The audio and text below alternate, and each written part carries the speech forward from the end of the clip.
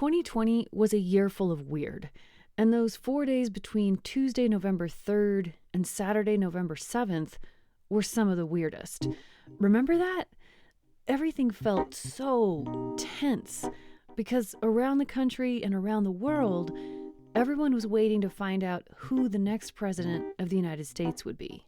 So yeah, there's a lot of discussion about what's going on in the United States. Welcome to Threshold. I'm Amy Martin, and this is Vebjørn Aishana Reitan. He's talking to me from Norway, where he lives part of the time. His other home is Kaktovik, Alaska, the only village located inside the Arctic National Wildlife Refuge.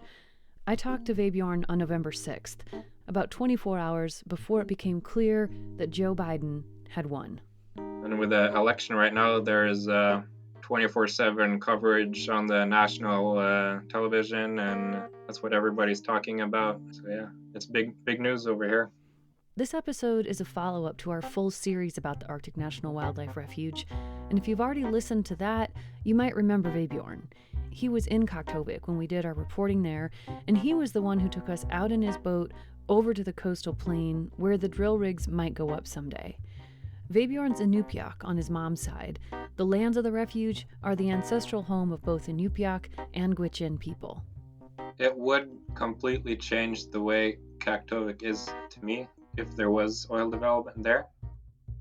I don't think it would be the way I remember it being when I grew up. Vebjørn is certainly not the only person from Kaktovik who's against drilling in the refuge, but there are plenty of people there who want drilling too. The village is divided on this issue, and so is the country.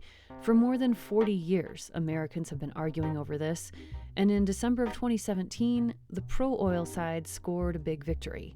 The Republican-controlled Congress passed a law that made it legal to drill for oil in the refuge, and since then, the Trump administration has been moving that ball down the field, aiming for the goal of a lease sale. That's an auction where rights to drill on this federal land are sold to the highest bidder. When I called Vebjørn on November 6th, it seemed clear that a lease sale would be held very soon if Donald Trump remained in the White House. Joe Biden, on the other hand, had pledged to stop Arctic drilling. So among all the other uncertainties of those 4 days in early November, I could feel the future of the refuge hanging in the balance. And even though Vebjørn is kind of the king of chill, I could feel the tension in him, too. The way I remember Kaktovik, like I can't connect that with oil development in any way. That would no longer be home to me in some way. Just because the way I grew up, I was very connected to the land and the surrounding area. The exact area that they're planning to do seismic exploration and maybe development of some sort in the near future. And then, the day after we talked, this happened.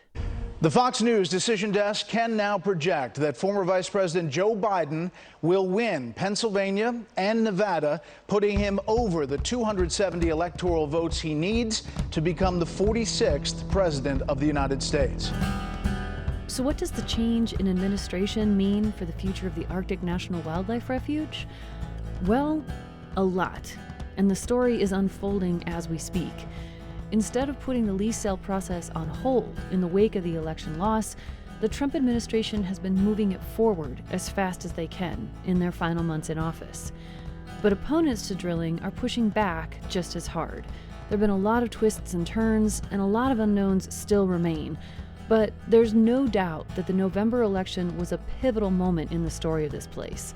In this episode, we're going to bring you up to speed on what's happening, what it means, and what might happen next.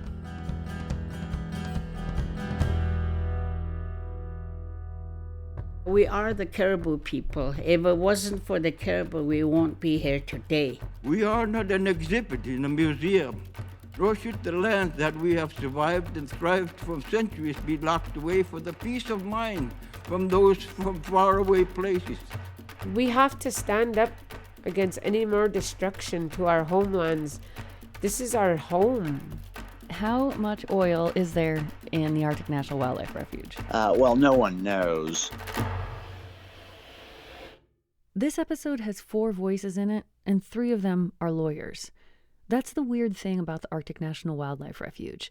It's this big, beautiful place in northern Alaska, the country's largest and most remote wildlife refuge, and yet really important parts of its story play out in the courts and in the halls of Congress.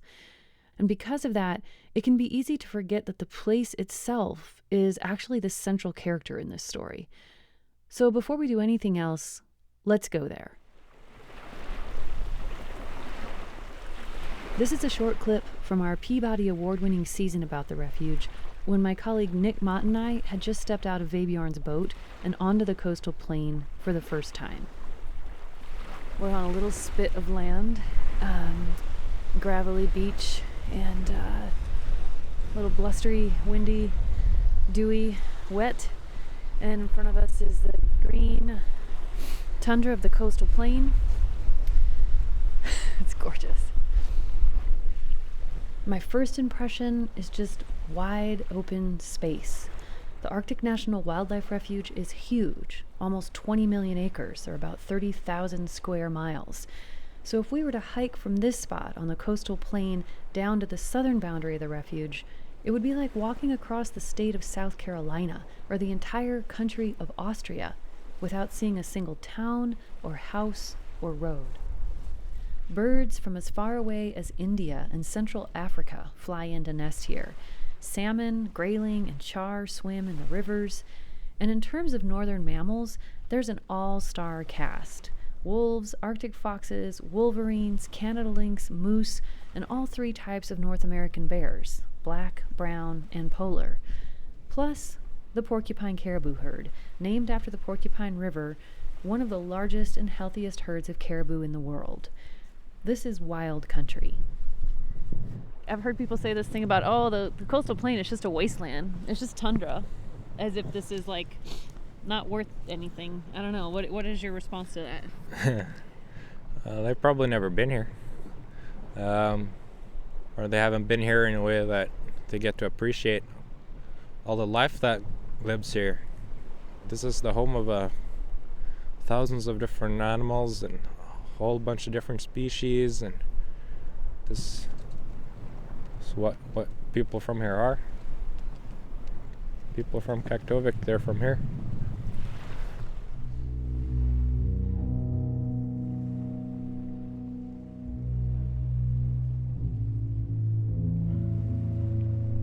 So as we dive into the politics and legal machinations currently shaping the future of the refuge, keep this image in mind.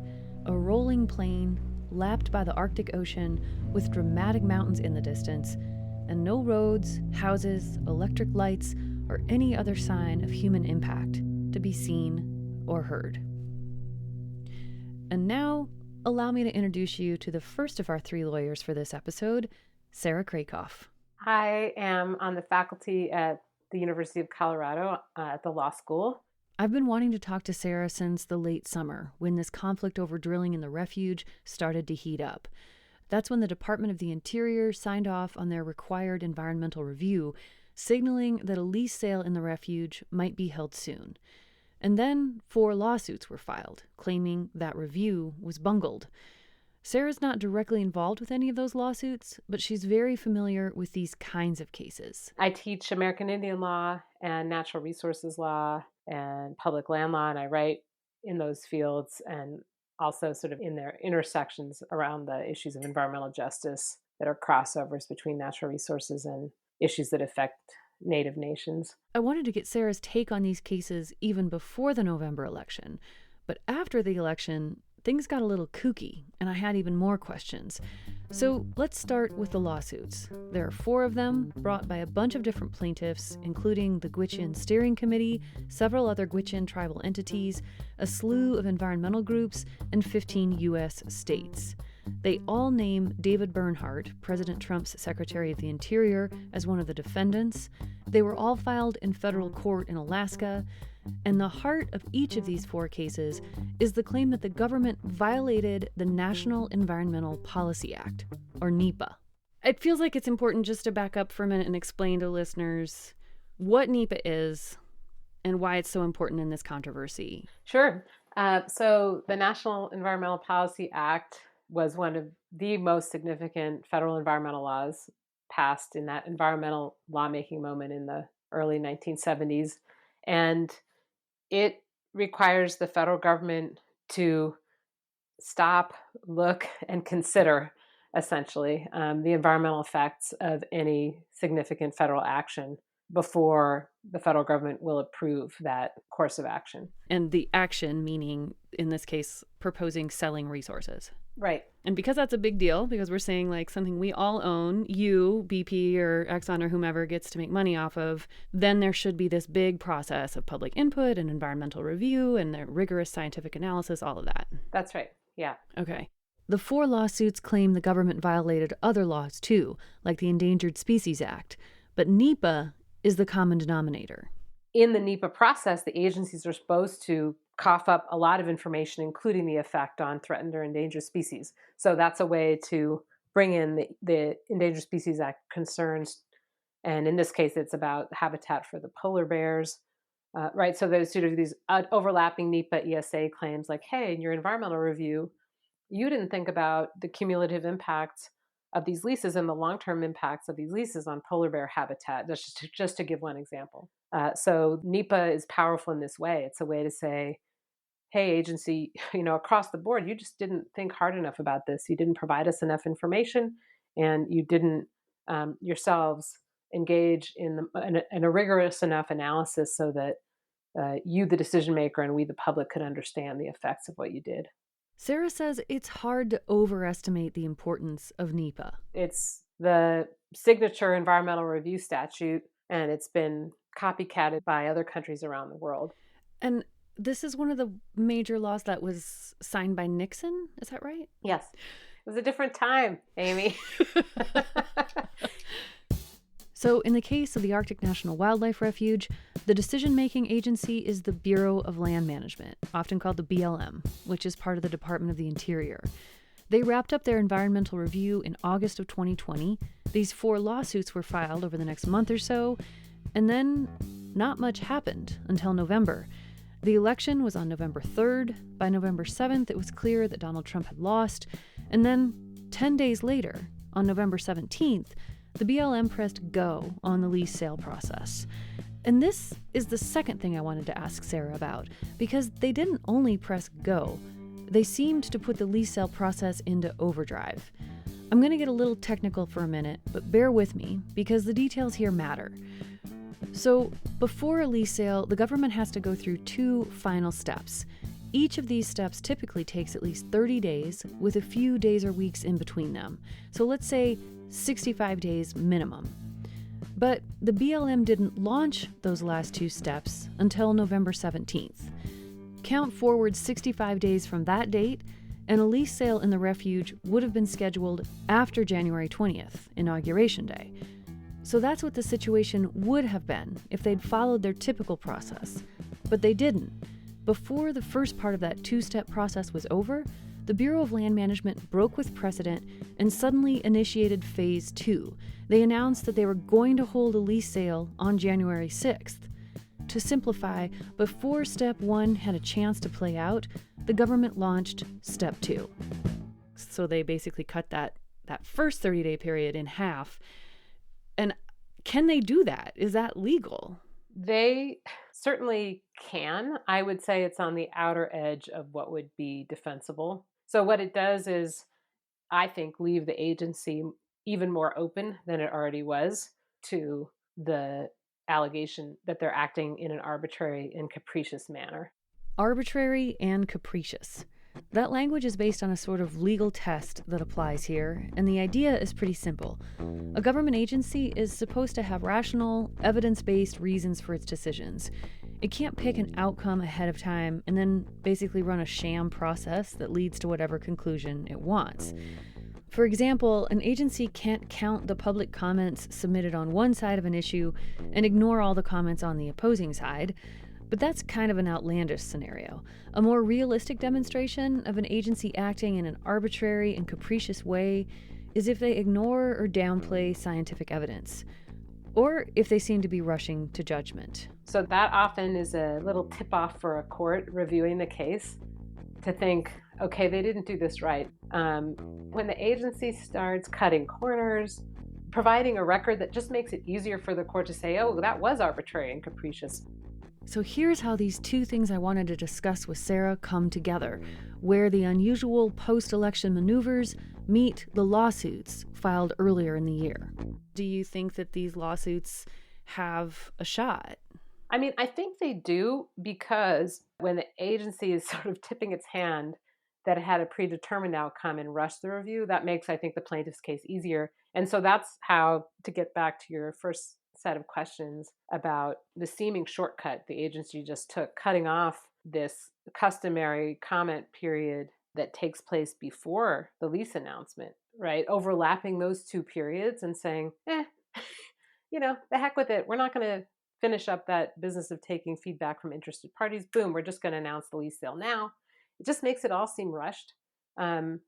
And like what they were interested in was not conducting the proper review, but rather, again, just getting to the outcome they wanted politically. Mm-hmm. It doesn't immediately make what they're doing illegal in a way that you and I can say right now, that was illegal, but it certainly exposes them. It makes the process look fishy. And Sarah says the plaintiffs are likely to argue that these events are part to whole, that the entire process of environmental review has been plagued by arbitrary and capricious decisions, and the administration's actions in the last few months here are just the latest examples. And there's more. Some of the plaintiffs also say that the government didn't do adequate consultation with tribes. What are the agencies required to do? Like, what are they supposed to do? They are supposed to, pursuant to executive orders, engage in consultation with tribes affected by federal projects that touch on tribal rights and sacred sites. And consultation means not just informing the tribes about what's going on, but actually listening to and incorporating their input. Sarah says some of the pending lawsuits allege that the Bureau of Land Management didn't do that. And as an attorney with expertise in American Indian law, she's a co-author of a book by that title, in fact, she says those allegations are easy for her to believe because, unfortunately, it's rare that the agencies do tribal consultation right.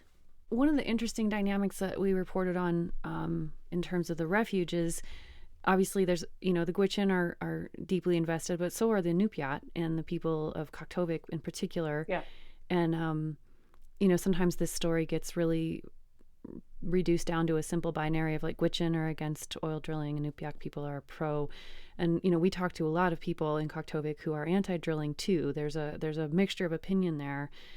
And I guess I just wonder what you know about all of that situation and what about the argument that, we want consultation and if you consult us, we're going to say we want drilling. Right.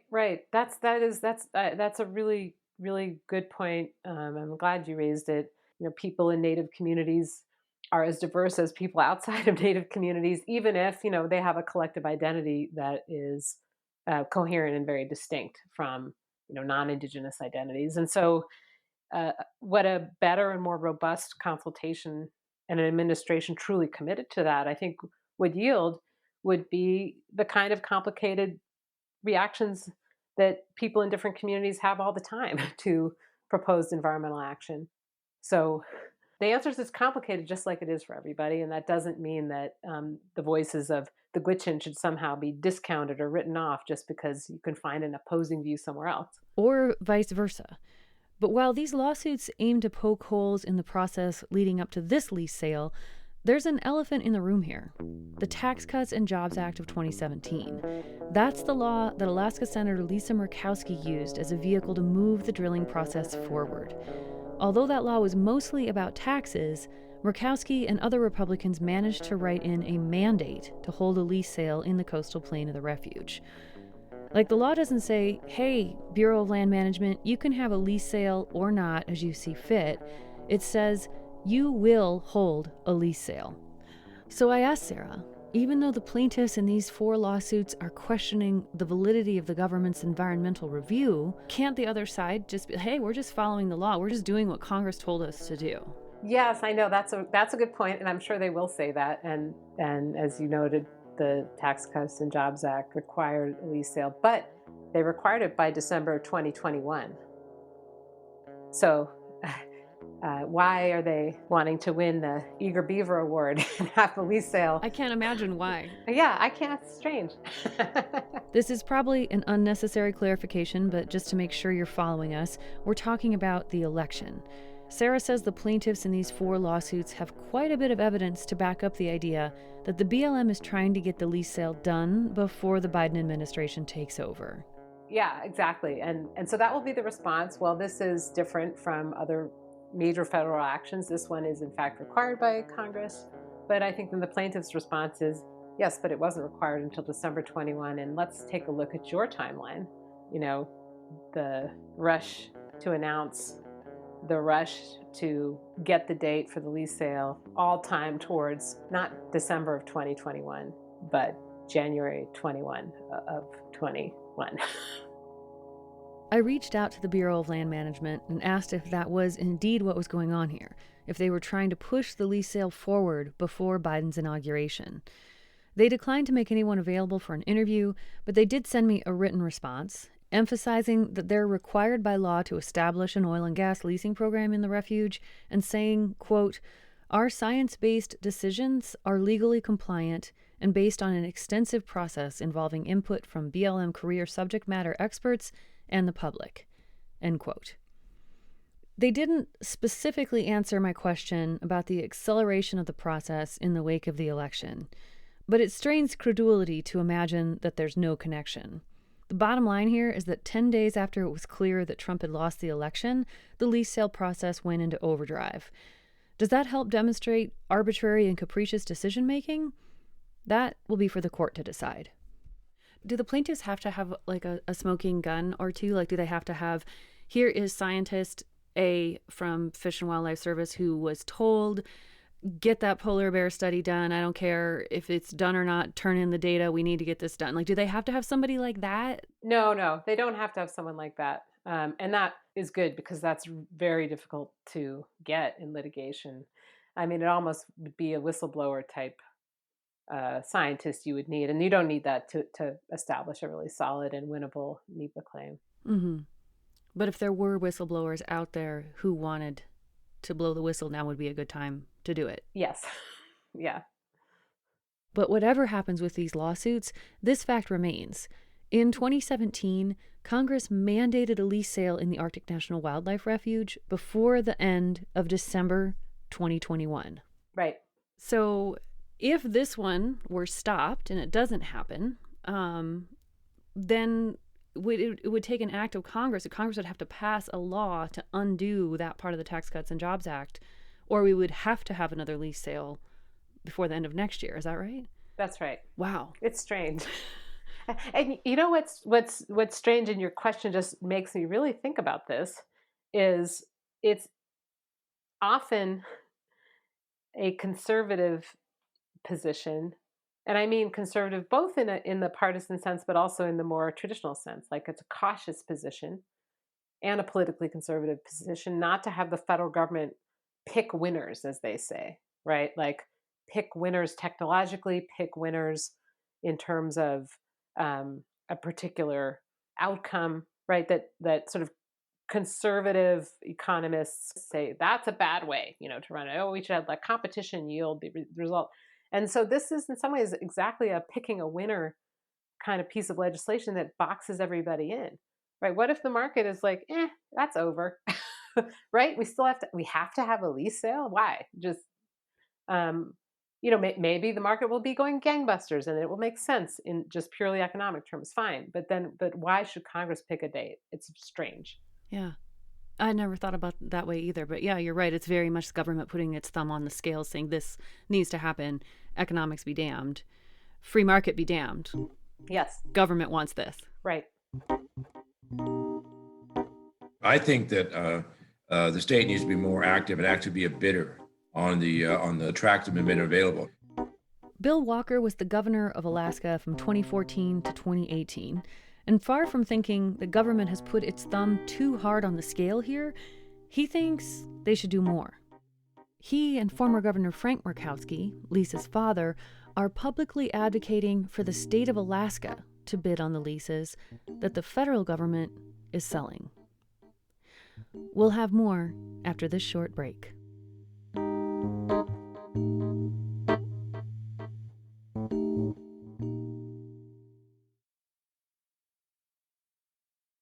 Welcome back to Threshold. I'm Amy Martin, and in this episode, we're getting caught up on what's happened in the last few months with the Arctic National Wildlife Refuge.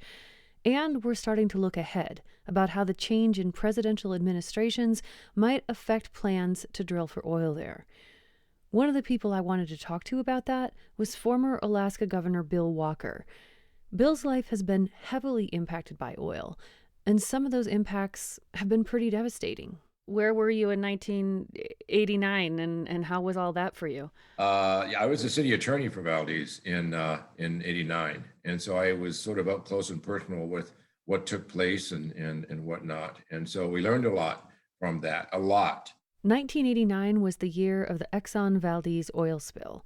At the time, it was the worst oil spill the country had ever had. And like Bill said, he was the city attorney in the small town of Valdez at the very end of the Trans-Alaska Pipeline. And so that changed me. That changed me because before we always heard, we got this. It's never going to happen. If it does, we got this. Well, it did happen and it didn't happen. And so, we learned from that. Oil also had a big impact on Bill's experience as governor. He first ran in 2010 as a Republican, but lost in the primary. So in 2014, he ran as an independent, and after convincing his Democratic rival to become his running mate, they won. But shortly after he took office, oil prices took a nosedive of historic proportions. Then and now, Alaska's state government is funded primarily from taxes and other revenue from oil operations, and the plummeting prices took Alaskans by surprise. Bill tried to stop the bleeding by reducing expenditures, and he proposed instituting a state income tax to try to replace some of the lost revenue. But these moves were deeply unpopular, and his re-election bid in 2018 was unsuccessful. Today, oil prices are still in the dumper, and Alaska's state budget is in an extremely tenuous position. With this fiscal crisis looming and getting worse year by year, Bill says, I fear for the future of Alaska. I absolutely fear for the future of Alaska financially. I really do. But one of the things that's fascinating to me about Bill is that these experiences have not turned him against oil. Not at all. He continues to see it as the lifeblood of his state. And in fact, he's currently advocating hard for drilling in the Arctic National Wildlife Refuge. I think that we have the most to gain, the most to lose, and the most to protect. I don't think anybody cares more about the Alaskan environment than Alaskans. I really honestly believe that. I don't think anybody cares more about how things are done, taking into consideration the impact of those in the region than Alaskans will. And like I said before the break, Bill is so convinced that oil drilling should happen in the refuge that he thinks the state of Alaska should take an unprecedented role and become an active bidder in the lease sale. He made this position known in a December op-ed where he wrote, quote, "There's some speculation that the upcoming lease sale will not attract a sufficient number of bidders, and that the federal government will maintain the control over the area that we have fought long and hard to responsibly develop." A similar op-ed by another former governor and former senator, Frank Murkowski, put it a little more plainly. Murkowski wrote, quote, "So far, there has been no indication from the producers of an intent to bid on the tracts." And then later he wrote, "After all our efforts, hopes, and aspirations, Alaska will look the proverbial paper tiger." End quote. These op-eds were remarkable to me for a couple of reasons. One, they're making it public that there's little to no interest in drilling in the refuge coming from private industry. And secondly, their proposed solution is for the government to step in. My concern is that we have the lease sale takes place and there are no bidders. There are bidders. I would hope they're responsible, and I assume that they would be, and the rules and whatnot require them to be. But if there are none, please let's not let this opportunity go by to help fund us into the future.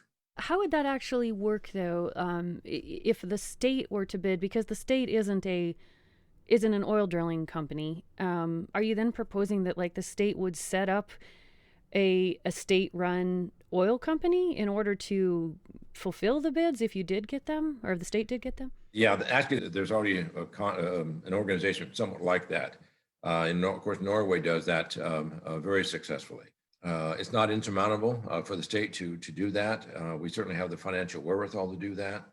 It seems important to pause here and reflect for a second on what this proposal from former governors Walker and Murkowski means. For more than 40 years, the oil industry and many politicians, mostly but not exclusively on the right, have thrown huge amounts of time, resources, and effort into the project of selling the right to drill on the coastal plain of the Arctic National Wildlife Refuge. And now, just a few weeks away from that long sought-after prize becoming real, two state leaders are saying they're very worried that no one is going to want those rights anymore. It's like spending 4 decades fighting to go to a dance, only to get there and realize no one wants to dance with you. Bill said some potential bidders might be deterred from participating in this lease sale because of protest from citizens who don't want the refuge disturbed. One of the places they've applied that pressure is on banks, and they've succeeded in getting the largest banks in the US and Canada to pledge not to finance drilling in the refuge. But public pressure is just one part of that story. In a November 2020 piece in oilprice.com, analyst Irina Slav made the argument that big banks wouldn't have wanted to finance drilling in the refuge no matter what the public thought, because it doesn't make economic sense. She wrote that the barrels of oil lying beneath the coastal plain of the refuge, quote, may have been attractive a decade ago. Now, nobody needs them, which makes drilling in the Arctic largely a moot point. All forecasts about the near, medium, and long term point towards falling oil demand, and the prospect of falling oil demand is not exactly conducive to deciding to spend more money on new drilling, especially in high-cost regions such as the Arctic National Wildlife Refuge, end quote. But despite that, Alaska's state-owned Economic Development Corporation has heeded Bill's advice and may spend up to $20 million bidding on leases in the refuge. This is a high-risk area to start doing new drilling, and I mean, we're in the middle of an oil glut, and, you know, it's not like these companies are like, yeah, we really need to go get more oil. They're having a hard time getting the oil moving that they already have. Why should the state of Alaska, why should the people of the state of Alaska put their money on the line for something that private industry is saying, you know what, we don't really think it's a good risk? It's all we have. You know, we don't evaluate. Do we go over to Russia and do some exploration over there? Do we go to the U.S. Gulf Coast and we don't have that. This is our only show. So we can't really equate us with for-profit companies because they have all the options and you know that they want as far as where they want to go. This is the only show we've got. But then you're asking the state to act like a for-profit company in order to get involved in the leasing process, you know, and I guess it's a little hard for me to compute how in a pretty conservative leaning state like Alaska, we're going to have the state come in and say, you know what, forget the free market. The free market doesn't want this. We, government, are going to come in and take action. Yeah, and we're absolutely not saying that. What we're saying is if there's somebody that outbids us, then hallelujah, that's great. But if there are no bidders at all, we need to step up and be part of that. Maybe I'm being dense here, but I just don't see how that's not the government deciding to place a bet that the free market has decided is not worth the risk. And maybe there are times the government should do that. But is a high-cost, high-risk drilling project in an undeveloped wildlife refuge to get at a commodity that's in a state of oversupply one of those times? Bill said he believes Alaska needs to diversify its economy, and it's trying to do that. But he also believes they need more oil to fund that process. He talked a lot about life in rural Alaska, where there's a dire need for things that oil money helps to pay for: education, flights coming in with food and medicines, and even just basic services like running water or a sewer system, things that most people in the United States would not tolerate living without, even just for a few days. So I look at us trying to catch up with what's available, just taken for granted someplace else. I want to make sure that we can continue to maintain that level, or as close as we can, that level of service to all Alaskans, regardless of where you live. And this is how the battle over drilling in the refuge becomes about something much bigger. Because we're having the same debate on a planet-wide scale. Bill wants Alaska to catch up with the rest of the country and feels justified in drilling for more oil to make that happen. And that's exactly what developing countries around the world are saying to the wealthier countries. You all already burned a bunch of oil and pulled yourselves up to a higher standard of living in the process. Now it's our turn. It's a legitimate argument. In fact, it's one of the issues at the heart of the decades-long global climate change talks. But it's also an argument that can be abused. It can be used as an excuse for continuing down a familiar path, even if it's a dead end, and perpetually putting off facing the hard truth that we simply have to get off of oil. And the longer we wait, the harder it will be for everyone. Do you believe that human-caused climate change is happening and is a thing that is affecting Alaska? Oh, without a doubt. Absolutely. There's no question. We are ground zero on that. There's no question about that. Then how do you square that with putting more money into getting more fossil fuels out of the ground? Because I know that there's the concern about getting enough money for Alaska, but it isn't the only way that Alaska could get money. So what are the other ways, Amy? What are the other ways we're going to get money? I didn't have a good answer to that, but I don't think it's because there aren't any. I think it's because economic development possibilities in Alaska is not my area of expertise. Still, I take Bill's point. Solving a massive budget shortfall is really hard, and if the state fails to solve this, people will suffer. But if we just continue with the status quo, people will suffer too. They are suffering. And there's the conundrum of the climate crisis in a nutshell. This problem asks us to accept some amount of suffering now in order to minimize suffering later. And one thing all of us humans have in common is that we're not very good at that.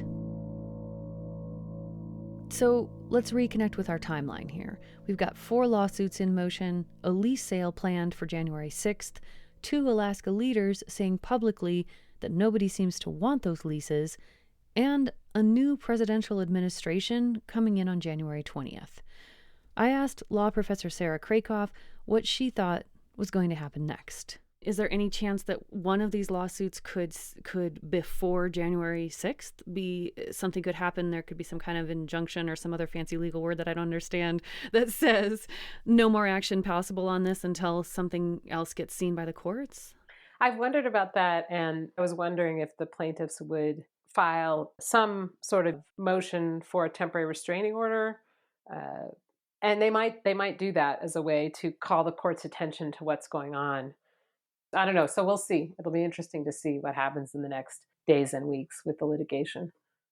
I talked to Sarah on December 4th, 2020. 11 days later, on December 15th, I called up Brooke Brisson, an attorney in Alaska. Can you walk me through what your day has been like? What happened today?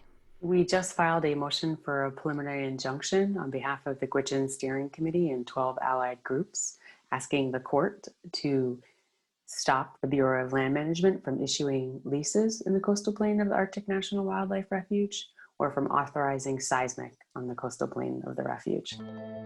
So pretty much exactly what Sarah said might happen did happen. Where does that leave us? Find out after the break.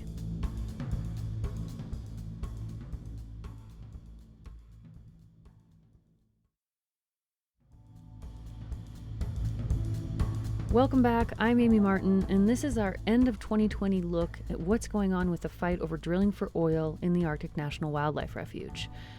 I'm talking to Brooke Brisson, the senior staff attorney at Trustees for Alaska. That's a public interest law firm based in Anchorage. They represent the Gwich'in Steering Committee and 12 supporting groups in one of the lawsuits underway aiming to stop drilling in the refuge. On December 15th, Brooke asked the court in Alaska for a preliminary injunction and a temporary restraining order. I asked her to explain what that means in layman's terms. I think the easiest way to think about these is the court pauses any action and just puts a hold on it while they decide the case. Brooke says they asked for this pause because events on the ground are moving quickly. Not only has the lease sale been scheduled for January 6th, there's also been an accelerated push for seismic exploration in the coastal plain. We talked about seismic exploration back in season 3 of our show. It's what you do before you drill to figure out where pockets of oil are buried underground. It involves big trucks moving in a grid-like pattern across the tundra, sending shock waves down through the ground. This past fall, the Kaktovik and Nupiat Corporation submitted an application to do seismic exploration this winter. Their application covers an area of 847 square miles. That's a little bigger than the Great Smoky Mountains National Park, just for reference. It describes a mobile camp for up to 180 people, 7 to 9 fuel tanks holding thousands of gallons each, a temporary airstrip, thumper trucks, and more. That's a whole lot of big machines and people moving around on a pristine landscape used by denning polar bears in the winter, newborn caribou calves in the summer, and a host of other Arctic creatures of the land, water, and air. So Brooks' motion asks the court to stop this seismic exploration and the lease sale planned for January 6th until her clients have had their day in court. What's the next step? When will you know what the judge is thinking? Well, we won't know until we see a ruling. You kind of wait and watch your email until hopefully see a ruling come through for you. And by the end of the day on the 15th, it was clear that Brooke wasn't going to be the only one watching for that email. Attorneys for 3 out of the 4 cases underway here filed motions for temporary restraining orders, preliminary injunctions, or both that day. So in order for the seismic exploration and the lease sale to proceed, the judge in federal district court in Alaska would have to say no to 3 different requests to press the pause button. But that could happen. The court could say no to all 3 of the motions that were filed. I asked Brooke what would happen then. So if the court doesn't grant the motion, our case still proceeds. This is not an ultimate ruling on the case, and we'll still present all of our arguments about why the program violates the law. And the court will still be able to issue a ruling. And in our complaint, when we first filed the case, we asked that the court vacate the leasing program and any decisions issued based on it, including leases and permit authorizations. So those are absolutely still on the table either way. But if the court rules against those motions and the lease sale and seismic exploration proceed as planned until the cases are heard, things could get a lot more complicated. If a company or the state of Alaska ends up holding a lease, it could be hard for the plaintiffs to get that revoked. And if seismic exploration moves forward, it could impact the land, water, and all the life on the coastal plain for a long time. For Vebjørn Aishana Reitan, those impacts are personal. The permit to do seismic exploration is officially called the Marsh Creek Seismic Proposed Action, and for most of us, that title doesn't mean much. But when I read it to Vebjørn, here's what it called to mind for him. And I remember when I was young, we would go there and we'd camp out there, hunt caribou. When my grandfather was alive too, there were maybe 3 boats there the last time I remember, and we harvested a bunch of caribou. I was really young, shot a bunch of ptarmigan, saw something we thought was muskox, if not brown bear. So that was very interesting. Yeah, I think that this is so interesting to hear you talk about it, because most people, you see this name on a government document that says Marsh Creek, and it's like, it's just, what is that? But for you, it's these really tangible memories of animals and people and the place. And if it does go through and they're able to do seismic this winter, what do you know about, just from your own experience, of how that will affect denning polar bears or other animals that are there in the wintertime? Do you think it will have much effect, or do you think the animals will be just all right, kind of doing their thing? From my understanding of polar bears, they're very sensitive to what happens under their feet. Like they walk on ice a lot, and they're able to sense a lot through vibration and movement that they feel when they're moving around. So they're very sensitive animals. Like you also experienced that, I'm sure, when we were on the plains, that it's very quiet at times. So the plains are a place with very little input like for your senses. It's like a very quiet place, then you sense more, perhaps. I don't know if that's factual or anything, but I just feel like that would make sense for me at least. I would count on them being very sensitive animals, and disturbing them would be quite easy.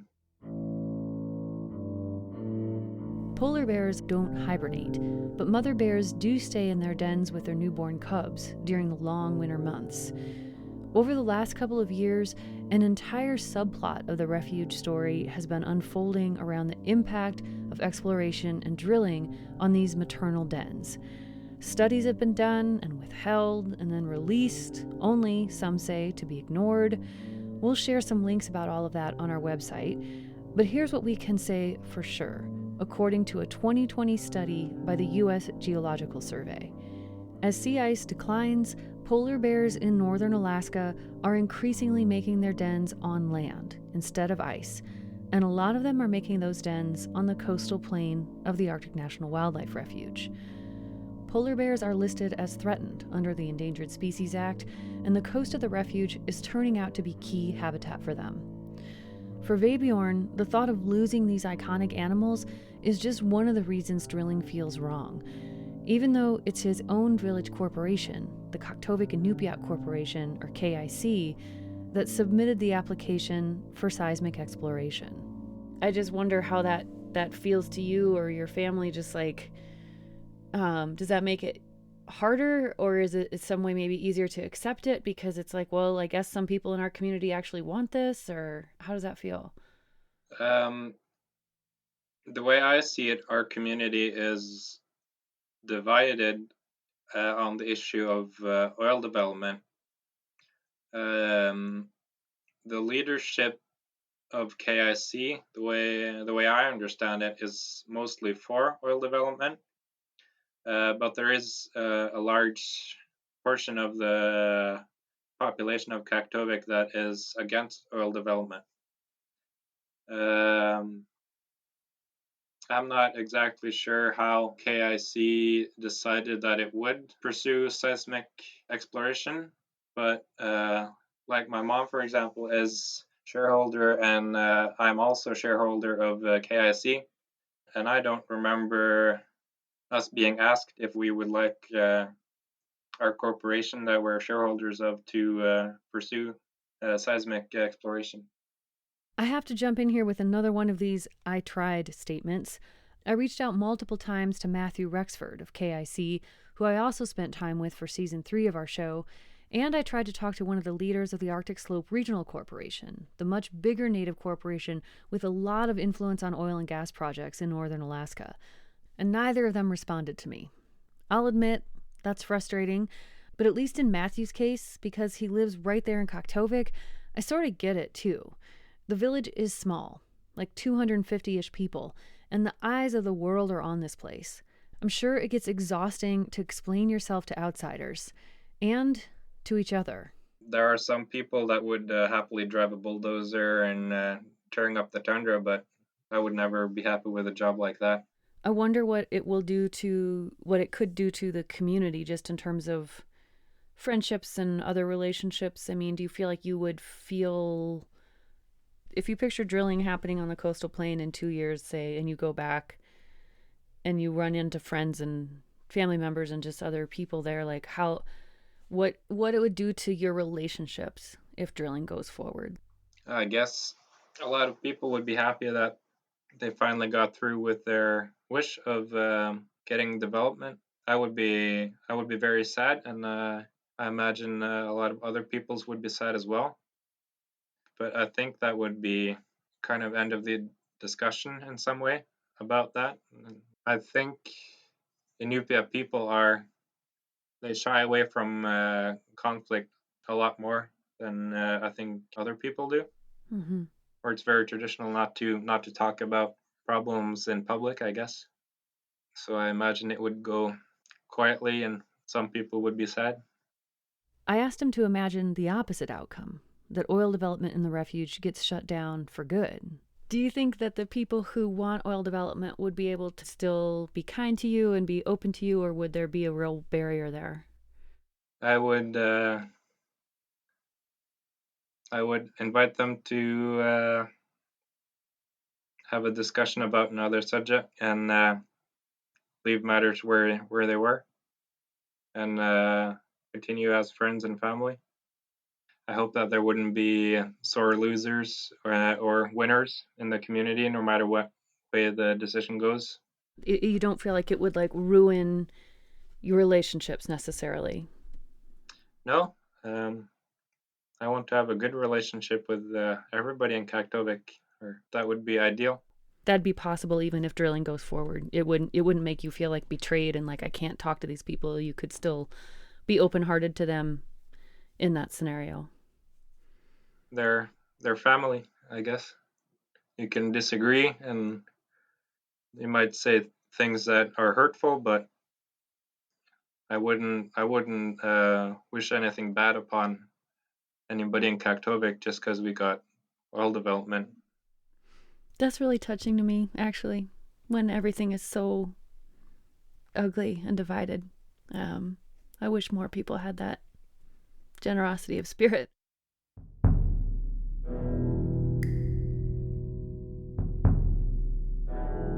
Again, we were talking in that intense 4 days in early November, between Election Day on Tuesday and Saturday when the definitive results came in. And the tension was just building. You could feel people getting pulled even further into their opposing camps than they already were.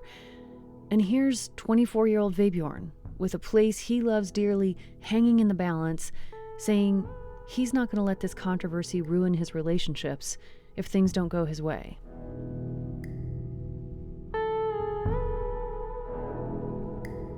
This story continues to unfold in real time. Just while we've been finishing this episode, the Bureau of Land Management removed about a third of the land they originally made available for leases on the coastal plain. And President-elect Joe Biden announced that he planned to nominate Representative Deb Haaland to lead the Department of the Interior. If confirmed, she would be the first Native American cabinet member ever, and both she and Biden have been very clear about their opposition to drilling in the refuge. But the congressional mandate for a lease sale before the end of 2021 still stands, and we don't know which party will be controlling the U.S. Senate yet. Here at Threshold, we've invested a lot trying to understand this story and communicate all the different layers to you as best we can, and there's no way we're going to let this drop now. So, stay tuned, and thanks for listening.